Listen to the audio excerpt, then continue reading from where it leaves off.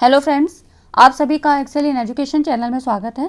Friends, हम लोग दिसंबर 2023 के लिए पेपर 1 एंड पेपर 2 आपका एजुकेशन दोनों चीज़ें आपकी इस चैनल पे कवर कराई जा रही हैं। तो आज के इस वीडियो में हम लोग टीचिंग एप्टीट्यूड के important topic types of evaluation को यहाँ पे डिस्कस करेंगे। इससे पहले मैंने आपको टीचिंग एप्टीट्यूड की बहुत सारी वीडियो करवा रखी हैं, तो आप लोग देख लीजिएगा। बिल्कुल बेसिक से स्टार्ट किया है और प्लेलिस्ट में आपको दिख जाएगा दिसंबर 2023 के लिए तैयारी ऐसे, ठीक है। तो वहाँ पर दिसंबर का मैंने अलग प्लेलिस्ट बना रखा है, उसका आपको अलग दिख जाएगा वहाँ पे सेगमेंट्स, ठीक है। तो चैनल को आप लोग सब्सक्राइब कर लीजिए और टेलीग्राम चैनल को भी ज्वाइन करिए, डिस्क्रिप्शन में लिंक आपको दिया रहता है। चलिए स्टार्ट करते हैं। और देखिए, इवैल्यूएशन से आपका एक सवाल आता ज़रूर है, तो यहाँ पर हम आज की इस वीडियो में पहले देखते हैं स्टेप्स ऑफ इवैल्यूएशन प्रोसेस क्या है। अब तक आपने देखा कि मूल्यांकन प्रक्रिया के प्रमुख अंग क्या क्या चीज़ें होती हैं, मतलब जब इवैल्यूएशन का जो प्रोसेस होता है इसके कंपोनेंट क्या होते हैं। तो सबसे पहले होता है शिक्षण उद्देश्य, शिक्षण उद्देश्यों का निर्धारण करना, दूसरा है अधिगम क्रियाएं और तीसरा है व्यवहार परिवर्तन। यदि आया हुआ जो परिवर्तन है, मतलब जो भी हमने जो है रिजल्ट में पाया इवैल्यूएशन करने के बाद, ये अगर व्यवहार परिवर्तन एक्सपेक्टेड व्यवहार जो हमने उम्मीद की थी, जो उद्देश्यों को निर्धारण किया था, इसके बराबर आता है, इसके निकट आता है, तो टीचिंग प्रोसेस संतोषजनक कहा जाता है, ठीक है। और यहाँ पर संपूर्ण व्यक्तित्व से ही संबंध होता है जो भी इवैल्यूएशन के अंतर्गत लिया जाता है। अब कौन कौन से स्टेप्स आते हैं इसके अंतर्गत, तो देखिए सबसे पहला आता है उद्देश्यों का निर्धारण, है ना। जो हमने कंपोनेंट में पढ़ा वही आपके इसमें आता है कि स्टेप्स में आ जाएगा। तो यहाँ पे देखिए सामान्य उद्देश्य और उसके बाद विशिष्ट उद्देश्य, ठीक है। इंग्लिश वाले यहाँ पर देख सकते हैं determination of objective, general objective and specific objective, ठीक। उसके बाद अधिगम क्रियाओं का आयोजन, जिसमें आप क्या करेंगे, शिक्षण बिंदुओं टीचिंग पॉइंट्स का चयन करेंगे और उपयुक्त अधिगम क्रियाएं कौन कौन सी लर्निंग एक्टिविटीज़ आपकी हो रही हैं, ठीक है। तो सुटेबल लर्निंग एक्टिविटीज़ कौन सी हैं और टीचिंग पॉइंट्स आप सिलेक्ट किए। इवैल्यूएशन में क्या करेंगे, to find out the behaviour change of the student, student का बिहेवियर कैसे चेंज होता है इसको देखेंगे और प्राप्त साक्ष्यों के आधार पर मूल्यांकन करना, फिर फीडबैक के रूप में इसको प्रयुक्त करना, ठीक है। तो इस तरह से हम रिजल्ट को देखते हैं और यही हमको मिलता है कि कैसा इसका इवैल्यूएशन में हमने पाया कि क्या क्या चीज़ें इसके व्यवहार परिवर्तन में आई। अब हम नेक्स्ट देखते हैं कंटिन्यूअस एंड कॉम्प्रिहेंसिव इवैल्यूएशन। ये भी एक इवैल्यूएशन का ही एक टाइप है। तो देखिए सतत मूल्यांकन जिसको कहते हैं, CCE पैटर्न आपने देखा होगा। यहाँ पर CCE पैटर्न जो है, इससे पहले रिजल्ट वगैरह में ऐसे ही चलता था। तो यहाँ पर देखिए CCE पैटर्न में क्या है, सतत मूल्यांकन से तात्पर्य नियमित और निरंतर होने वाले मूल्यांकन से है। सतत शब्द का प्रयोग क्या होता है, जो निरंतर होता रहे ना, कंटिन्यूअस हो। इसका प्रयोग शिक्षण अधिगम की प्रक्रिया के संपूर्ण समन्वित आकलन के लिए, मतलब कंप्लीट इंटीग्रेटेड असेसमेंट, जो भी टीचिंग लर्निंग प्रोसेस है उसमें किया जाता है। कंप्लीट इंटीग्रेटेड असेसमेंट शिक्षा की प्रक्रिया विद्यार्थी के सभी क्षेत्रों को प्रभावित करती हुई आगे बढ़ती है और यही क्या हुआ, निरंतरता इसमें मूल्यांकन में भी होनी चाहिए। मतलब ये हुआ कि सतत का अर्थ अधिगम की कमियों को ऑब्जर्व करना, ठीक है। सतत मतलब जो आप हमेशा ऑब्जर्व कर रहे हैं चीज़ें, है ना। टीचर जो है, जो बच्चों के साथ जुड़ा हुआ है, वो उनकी कमियों को देखेगा और ऑब्जर्व करेगा तथा सुधारात्मक उपायों को वहाँ पर लागू करेगा, इम्प्लीमेंट करेगा, ठीक है। तो टीचर और लर्नर दोनों के लिए यहाँ पर फीडबैक मिलता है। टीचर को लर्नर्स के थ्रू मिलता है, लर्नर्स को टीचर के थ्रू मिलता है। तो ये क्या होगा, निरंतर फीडबैक जब आपको मिलता है तो क्या है, आप उसमें सुधार की गुंजाइश होती है, वहाँ पे सुधारों को हम जो है पाने की चेष्टा करते हैं, उस पर जो है काम किया जाता है उस तरीके से, ठीक है। तो ये हो जाता है आपका सतत, है ना, निरंतर होता रहेगा और फीडबैक के द्वारा उन चीज़ों को जो भी कमियां हैं उनको सुधारने का प्रयत्न किया जाएगा। नेक्स्ट आता है आपका meaning of comprehensive evaluation. Comprehensive evaluation जिसको व्यापक प्रक्रिया कहते हैं, ठीक है। थोड़ा शब्दों को यहाँ पर समझिएगा। टीचिंग एप्टीट्यूड बहुत ईजी है, पर उसी ईजी कॉन्सेप्ट से यहाँ पर डिफ़िकल्ट सवाल एनटीए बना देती है ना। तो व्यापक मूल्यांकन ऐसी प्रक्रिया के रूप में जो विद्यार्थी के ज्ञानात्मक, भावात्मक और संज्ञानात्मक 3 डोमेन आपने पढ़े हैं, है ना। तो उन्हीं सभी पक्षों का संपूर्ण और व्यापक आकलन करती है, ठीक है। तो व्यापक से मतलब हुआ शैक्षिक क्षेत्रों से संबंधित योग्यताएं और गैर शैक्षिक क्षेत्रों से संबंधित योग्यताएं, इन सभी का यहाँ पर इवैल्यूएशन होता है, ठीक। टू द पॉइंट मैं आपको बताने की कोशिश कर रही हूँ ताकि चीज़ें आपको समझ में आ जाए और आपका टाइम भी ज़्यादा कंज्यूम ना हो। आप देखिए यहाँ पर principle of continuous and comprehensive evaluation, इसके सिद्धांत क्या हैं। तो सतत एवं व्यापक मूल्यांकन मतलब मूल्यांकन एवं सीखना साथ साथ चलता है, ठीक है, सतत और मूल्यांकन। तो यहाँ पर जो बच्चे की सीखने के पर्याप्त अवसर उपलब्ध कराने के बाद ही मूल्यांकन यहाँ पर किया जाता है। बच्चे ने जितना सीखना था सीखा और उसके बाद फिर यहाँ पर एवेल्यूएशन होता है। तो कंटिन्यूअस क्या है, वो बच्चे मतलब जो भी लर्नर है वो अपने टीचर के ऑब्जर्वेशन में है, उसके साथ है, और यहाँ पर ये क्या है, उसका ऑब्जर्वेशन हो रहा है, वो देख रहा है क्या कमियां हैं, उसके बाद उसका मूल्यांकन होता है। जो भी चीज़ें लर्निंग प्रोसेस में कराई जा रही हैं फिर वहाँ पर मूल्यांकन होगा, ठीक है। सतत का मतलब यही हुआ। सतत एवं व्यापक मूल्यांकन में बच्चे की तुलना उसके स्वयं की पिछली प्रगति से की जाती है। जो कि पास्ट प्रोग्रेस है आपका, उससे यहाँ पर किया जाता है कि जो तो व्यवहार परिवर्तन तो ये ऐसे ही तो आया ना कि पहले व्यवहार कुछ था, उसको चीज़ें नहीं पता थी, उसमें स्किल डेवलपमेंट नहीं थी। अब क्या है, व्यवहार परिवर्तन के द्वारा जब कुछ उसके बिहेवियर में मॉडिफिकेशन दिखा, कुछ बच्चों में स्किल ऐसी दिखी कि उन्होंने उन चीज़ों को सीखा और अब वो उसमें मास्टर हो गया, तो यही होता है व्यवहार परिवर्तन, ठीक है। तो पास्ट से मतलब यही हुआ यहाँ पर। सतत एवं व्यापक मूल्यांकन में बच्चे के सीखने की गति और क्षमता के अनुसार अलग अलग यहाँ पर गतिविधियों का उपयोग किया जाता है, डिफरेंट एक्टिविटीज़ का प्रयोग किया जाता है, ठीक है। तो इस तरह से ये इसके कुछ प्रिंसिपल्स हैं। नेक्स्ट है आपका, ये सारे टर्म्स में इसलिए समझा रही हूँ क्योंकि जब आप आगे की जो है थ्योरीज पढ़ेंगे तो उसमें इन सभी टर्म्स का यूज़ होगा, जो कि आपको कंफ्यूज करेगा कि हाँ मुझे ये पता नहीं है इसका क्या मीनिंग है। Internal and external evaluation.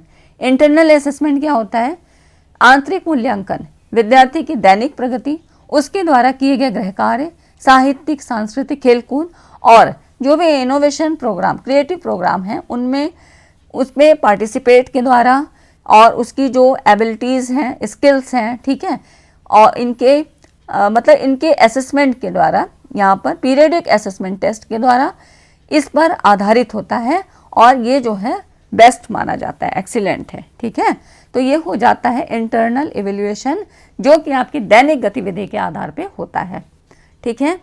तो यहाँ पर जो ये कंटिन्यूअस इंटरनल इवेल्युएशन है, ये क्या है, यहाँ पे इम्प्रूवमेंट होता है, छात्रों के अचीवमेंट में हमेशा यहाँ पर सुधार की गुंजाइश होती है, ठीक है। तो ये हो जाता है आपका मतलब जो भी चीज़ें हो रही हैं वो उन सब चीज़ों से मतलब होता है। आंतरिक है ना, आंतरिक कौन करेगा, जो हमेशा उसके संपर्क में रहेगा, है ना। कोई बाहर का एक दिन के लिए कोई टीचर आए और वो उससे कहें कि तुम इसका इंटरनल इवेल्युएशन करो, वो कर पाएगा, नहीं कर पाएगा। लेकिन जो टीचर और लर्नर हमेशा उनका मतलब साथ साथ कंपनी बनी हुई है, वो वहाँ पर इसका इंटरनल इवेल्युएशन कर सकता है, ठीक है। तो यहाँ पर अब इसमें देखिए कौन कौन सी ऐसे टूल्स यूज़ कर सकते हैं, कौन सी ऐसी स्ट्रेटजी। अब तो यहाँ पे ऑब्जर्वेशन हो सकता है, इंटरव्यू हो सकता है, कुछ तरह के टेस्ट हो सकते हैं, परीक्षाएं हो सकती हैं ना। तो ये सारी चीज़ें यहाँ पे ये टैक्टिस आप यूज़ कर सकते हैं, ठीक।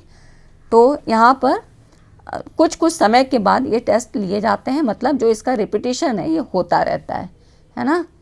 तो यहाँ पर अनौपचारिक शिक्षण प्रक्रिया के अंग के रूप में कक्षा अध्यापकों के द्वारा भी हो सकता है, और औपचारिक में तो होता ही होता है। तो इस तरह से इसके डिफरेंट एरियाज होते हैं। और एक्सटर्नल इवेल्युएशन की बात करें तो बाह्य मूल्यांकन जो आपका यहाँ पर इस किसके द्वारा होता है, विद्यालयों, शिक्षा मंडल, है ना, एजुकेशन बोर्ड्स, विभागीय मंडल जो डिपार्टमेंटल बोर्ड्स होते हैं, कॉम्पिटिटिव एग्जामिनेशन बोर्ड, इन सब के एग्जामिनेशन के द्वारा नियुक्ति के लिए ली जाने वाली परीक्षा के लिए इनके द्वारा आयोजित परीक्षाओं के रूप में। तो जो भी कोई स्कूल अपना टेस्ट लेता है और आपका एजुकेशन बोर्ड है या आपके डिपार्टमेंटल बोर्ड जो भी एग्ज़ाम लेते हैं, वो यहाँ पर ये एक्सटर्नल इवेल्युएशन करते हैं, ठीक है। ये एक बाहरी होता है। यहाँ पर छात्रों की अचीवमेंट का असेसमेंट किया जाता है, और विद्यालय पक्ष का मतलब खाली विद्यालय विषय का यहाँ पर ये होता है एक्सटर्नल इवेल्युएशन, ठीक है। तो ये आपका कैसे हो सकता है, मौखिक हो सकता है, ओरल हो सकता है, रिटन हो सकता है, और आपका प्रैक्टिकल हो सकता है। जैसे कि आपके यहाँ जब आपने पीजी या अंडर ग्रेजुएशन प्रोग्राम किया है तो वहाँ पे क्या होता था ग्रेजुएशन में या पीजी वगैरह में, कि आपका जैसे BA MA का एग्ज़ाम दिया उसके बाद आपका वाइवा वोसी होता था ना, वाइवा होता था, या कोई कोई जो आपके सब्जेक्ट होते हैं वहाँ प्रैक्टिकल होता है, तो वहाँ पर भी एग्जामिनर्स आते हैं और वाइवा होता है ना। तो इस तरह से ये क्या हो गया, एक्सटर्नल एवेल्युएशन हुआ, उसने आपके उस समय की परफॉर्मेंस के आधार पे एवेल्युएशन किया, ठीक। इंटरनल एवेल्युएशन में क्या था कि वहाँ पर जो टीचर है जो आपको हमेशा पढ़ा रहे हैं, सब्जेक्टिव टीचर हो सकते हैं, क्लास टीचर हो सकते हैं, उनके द्वारा इवेल्यूएशन किया जाता है ना।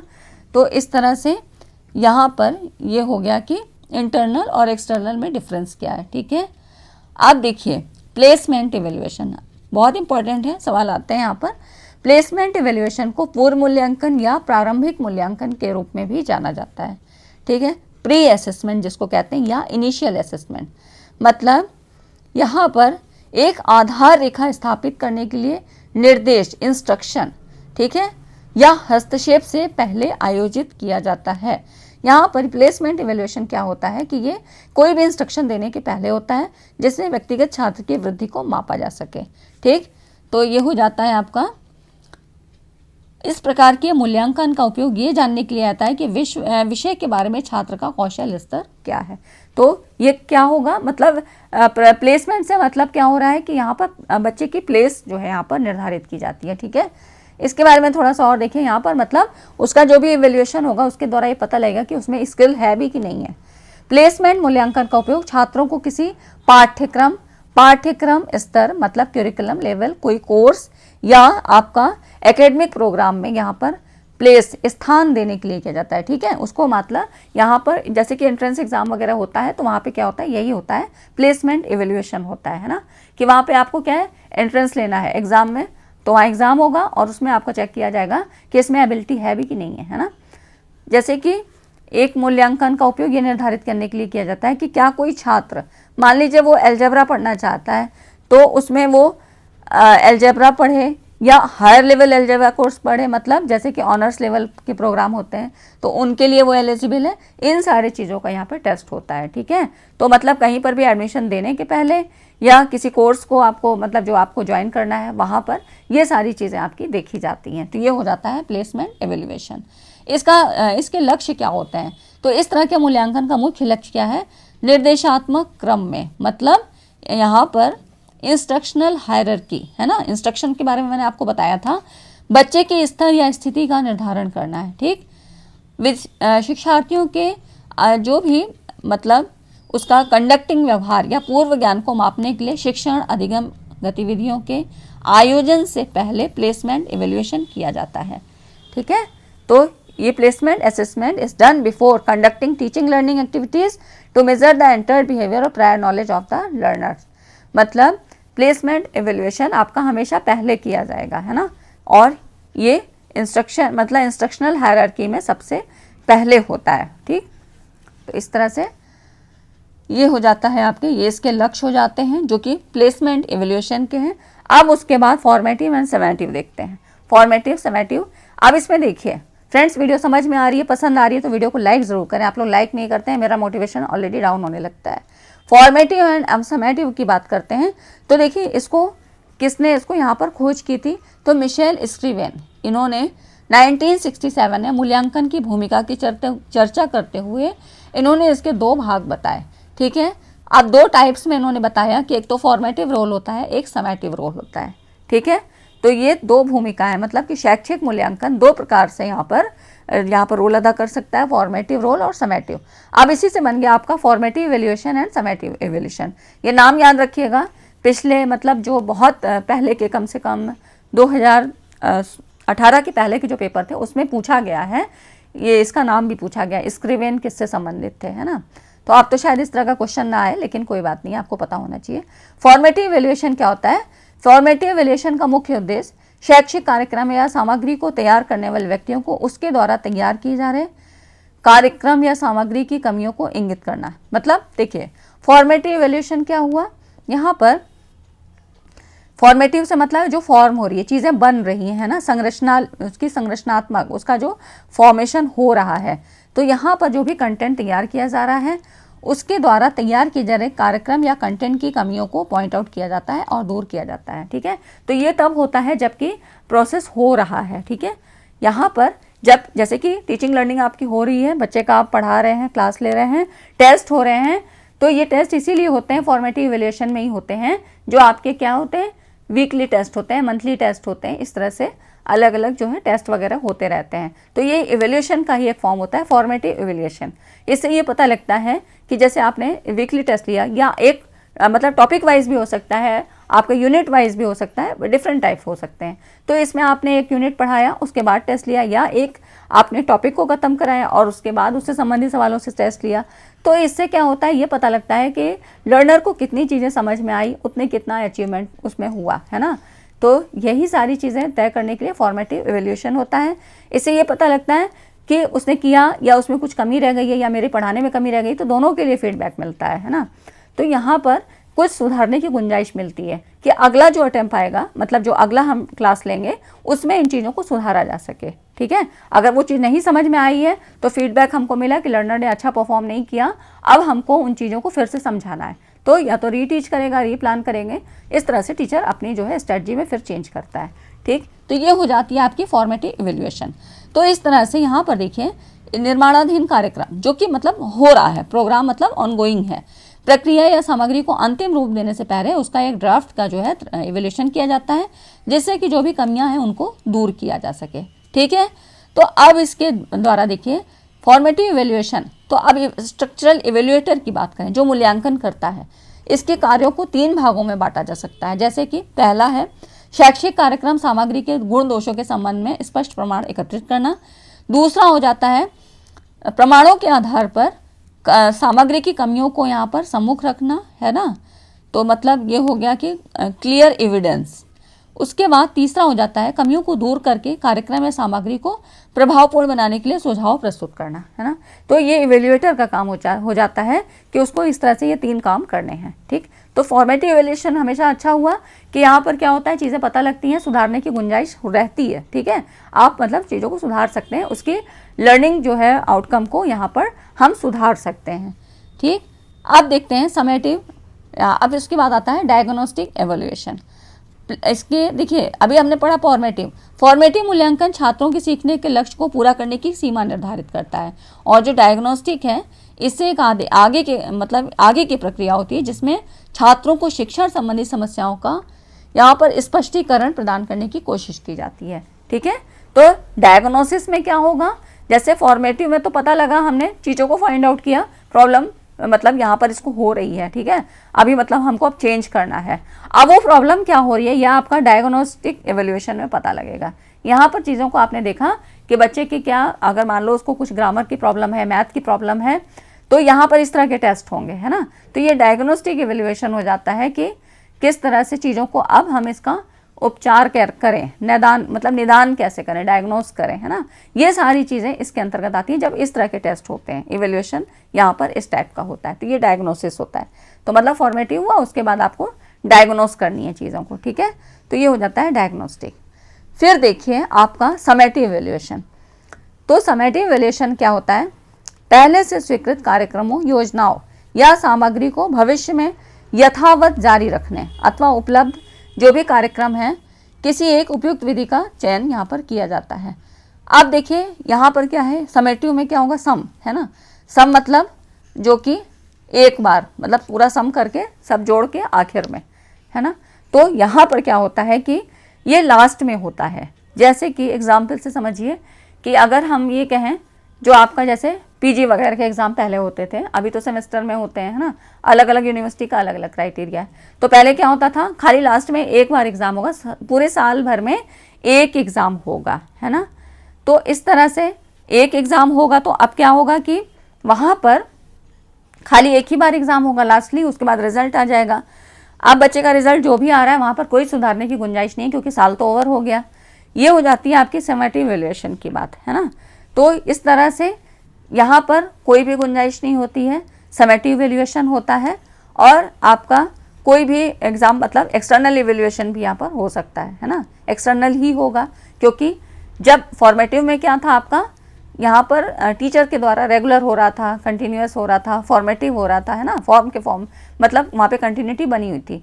अब समेटिव में क्या होगा कि एक्सटर्नल इवैल्यूएशन होगा, तो यहाँ पर कोई गुंजाइश नहीं बचती है ना। तो ये हो जाता है आपका समेटिव। फॉर्मेटिव और समेटिव में थोड़ा सा डिफरेंस और समझ लीजिए, 2-4 पॉइंट है, मैं आपको बताती हूँ, आप लोग नोट करते चलिए।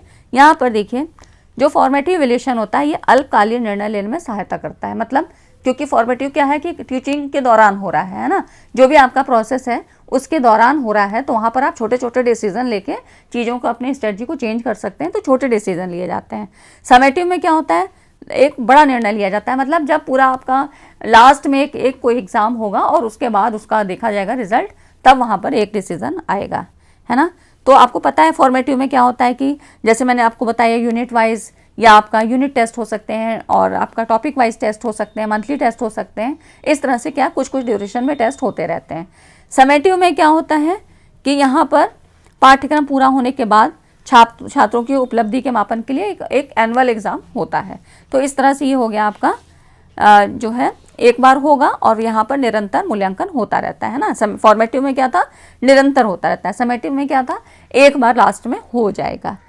तो फॉर्मेटिव इवैल्यूएशन में क्या होता है, आंतरिक मूल्यांकन करता है। ये मैंने आपको बताया कि यहाँ पर इंटरनल इवैल्यूएशन होगा, जो टीचर हमेशा आपको पढ़ा रहा है, सब्जेक्ट टीचर आपको पढ़ा रहे हैं, यहाँ पे इंटरनल इवैल्यूएशन होता रहेगा, ठीक है।